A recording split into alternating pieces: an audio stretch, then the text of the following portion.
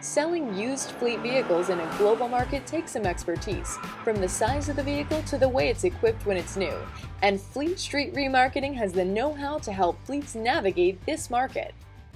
You look at all of the manufacturers are now starting to embrace that there is a global marketplace, that we had our recession this year in America, if you'd like to call it that, and the emerging markets, the Brazilian markets, the Indian markets, the Chinese markets, they don't use the big gas-hungry vehicles that we have, nor the big wide vehicles.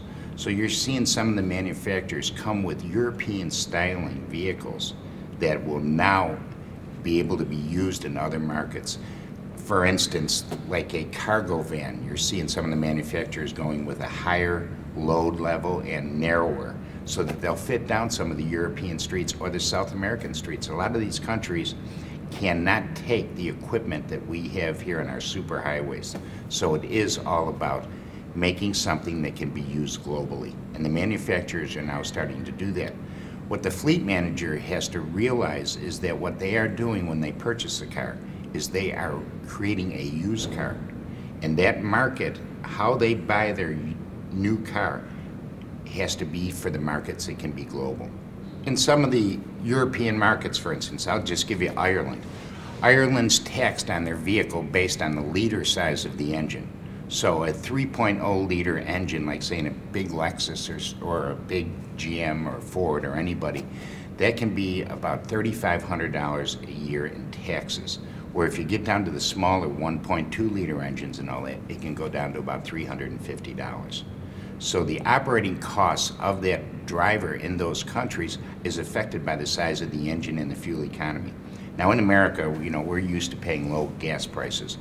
We're now paying approximately $2.85 a gallon, and they say it's going to escalate up. Over in Europe, they're paying up to $8 a gallon. So fuel economy is really a big thing for them.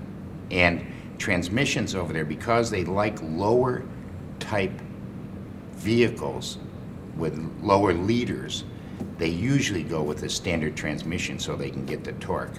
I think that the manufacturers are starting to realize the differences in the buying of different countries and different type people, so they're putting EcoBoost in engines and they're putting turbos in and all that, that can probably overcome the need for a stick shift. When you have that emerging market, we'll sell so many cars here this year, but if you have a market that you can make it global, that there's a demand for it in other countries, that creates more value for the car in the markets.